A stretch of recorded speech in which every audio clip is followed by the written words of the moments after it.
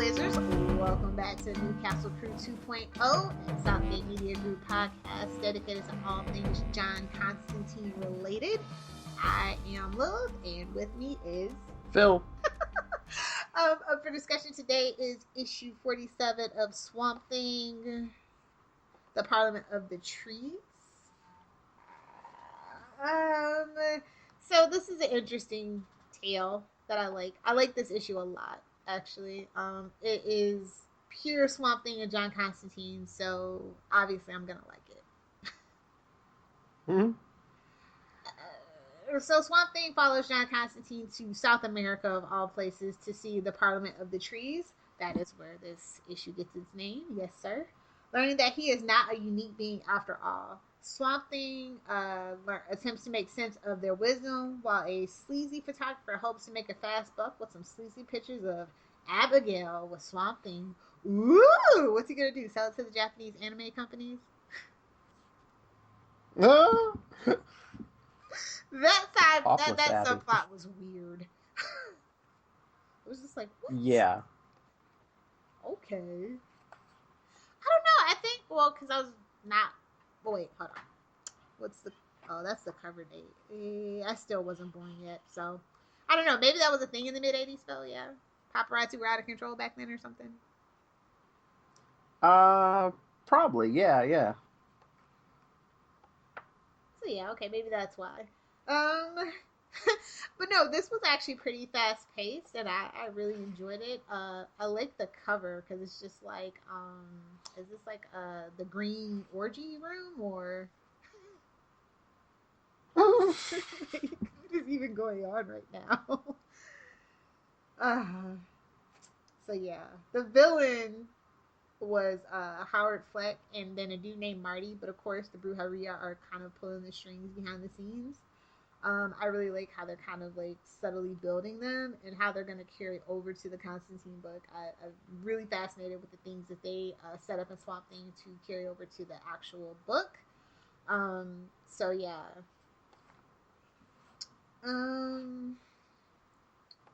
They're in Brazil, precisely. So, just in case you're wondering, because South America is a large continent.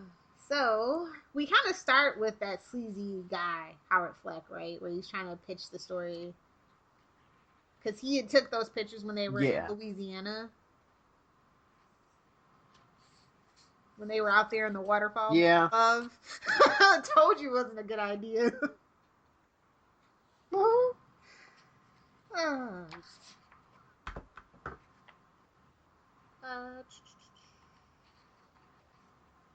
So yeah, he learns about the creature that used to be the dude named Alex Olson or whatever. And then he like starts learning all the histories of the elementals, which I thought was really cool. And then he also kind of learns about the abilities that he hasn't even thought to do. So this is I think why I really like the issue. Like they're really getting into the new powers that he is developing. He's really reconnecting and growing deeper into the green and everything. And you know, John Constantine is just kind of leading the way, and I just love it. Yeah. I mean, Constantine was in this a lot, but this was definitely Swamp Thing's story. You know, because they've already they've already established he wasn't human, even though he thought he was at first, and just the Parliament of Trees, and there's a much deeper backstory there than just he's a plant guy. But what's really funny is that he's just so stuck in that human mindset, and he's like pleading these elementals for help, and they're like, "Nah, dude, you're too human. You have much to learn." And I'm like, "Who's gonna teach him?" I mean, I really still don't trust Constantine, so. And yeah, I like that their concept that they say the evil of like evil and good and evil is really naive, and that nature is nature. Everybody has a role to play, and there should be no moral judgments about it. Mm-hmm. And it's that classic stuck between two worlds storyline. He's too human for them, but he's not quite human enough for the human world. Yeah. This is if Abigail was dead, it would still almost be like, yeah, I want you to team up with Martian Manhunter and just burn the planet, just burn the universe to the ground. kind of thing. When he relays the information to Constantine, Constantine's like, okay, whatevs. You know, there is evil all around us, and then he's like that island or whatever, and then the forest is where they're set off to go in the next issue. I guess is what they're setting up for, and Mm-hmm. pretty much at the end is where the editors basically fire Fleck because his photos were crap. I guess everybody can't be Spider Man.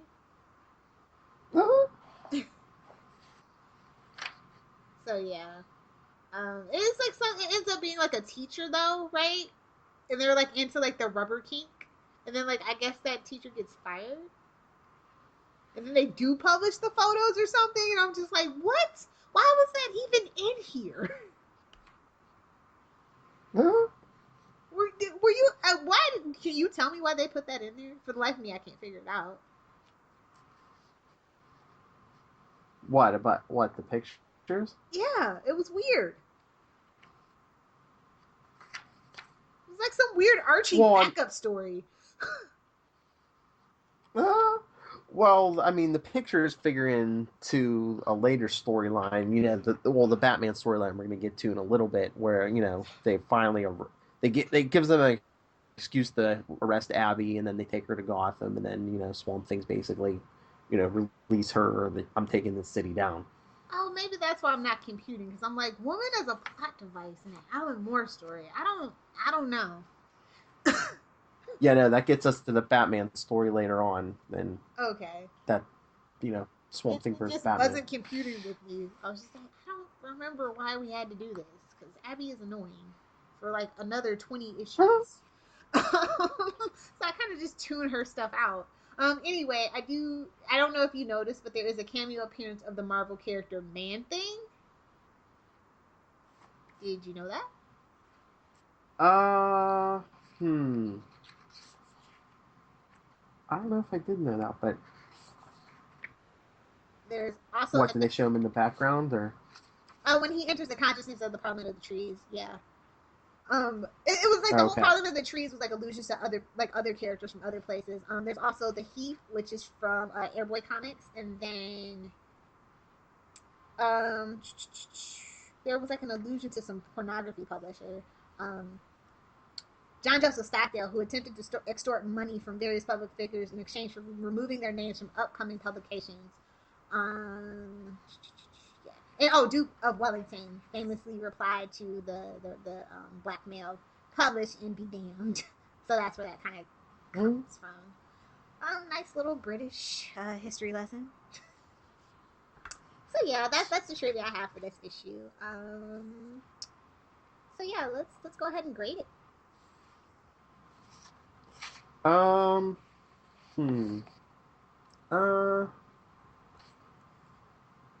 I think I give it a B. We get a lot of info. The whole Parliament thing. We get a lot of info, but then I think the whole picture thing kind of dragged it down a little bit.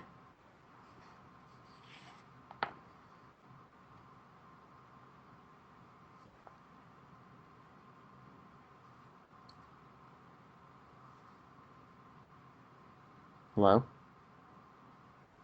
Oh, I said I give it an A minus. I loved all the information that we got. I loved him being trapped between two worlds. I love John Constantine being his shaman, walking him on this weird, desert walk, if you will. So this is the most useful he's been. He still is like raising a lot of red flags, and I'm just like, don't trust him, Swamp Thing. Don't do it. But this is so interesting. Yeah, that's what it would have been an A for me too, except like I said, I think the picture thing kind of brought it down a little bit for me. Yeah, I just literally for the life of me was like, wait, what? And then you brought it up. I'm like, oh yeah, that did happen, didn't it? Huh? So yeah. What else can we bring up? Favorite panel? Thank you. I don't have one this issue. I thought it was all really well put together, the whole layout. I feel like they really focused on trying to make this a cohesive story from like start to finish, cover to cover. Yeah, but I mean, I agree, but I think I would have to say it's that 2-page spread of Swamp Thing in the jungle as he's going to talk to the Parliament, and there's just so much detail to it. And Ooh, look at Phil picking out a splash page. No, I think for the most part, that's splash pages are always they're meant to do that. They're meant to draw you in. They're there yeah. for a reason. So I But I totally think it just yeah, but it just set like the mood for the rest of the issue. With him in the Parliament trees and definitely. So, do you have a favorite character? um.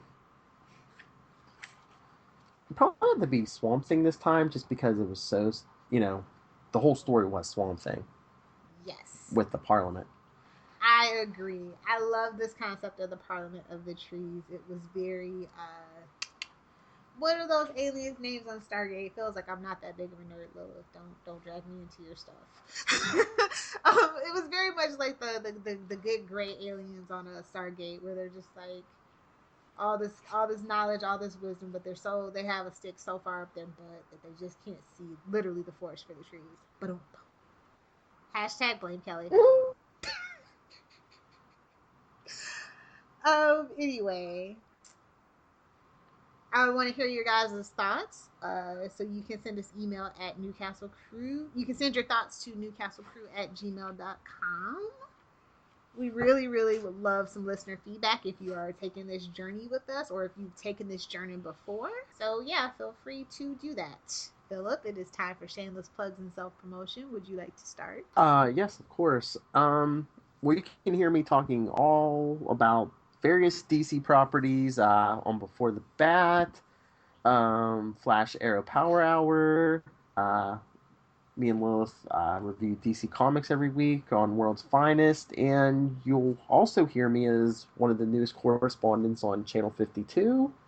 But if you want to talk anything DC or Marvel with me, you can always email me, nightwingpdp@gmail.com, and on Twitter, I'm at nightwingpdp. Awesome. You can find this podcast on Twitter at Newcastle Crew.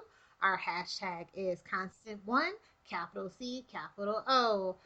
We are also on Facebook, facebook.com/Newcastle Crew Podcast. We also, well, once again, our email is newcastlecrew@gmail.com. We look forward to hearing from you guys. And if you have time, please be sure to hit us up over on your favorite podcatcher service, whether it's Stitcher, iTunes, or SoundCloud, or Lisbon. Rate, review, and subscribe. It is greatly appreciated. Remember, guys, don't ever go out of the country with John Constantine. It'll only end up in tears and controversy.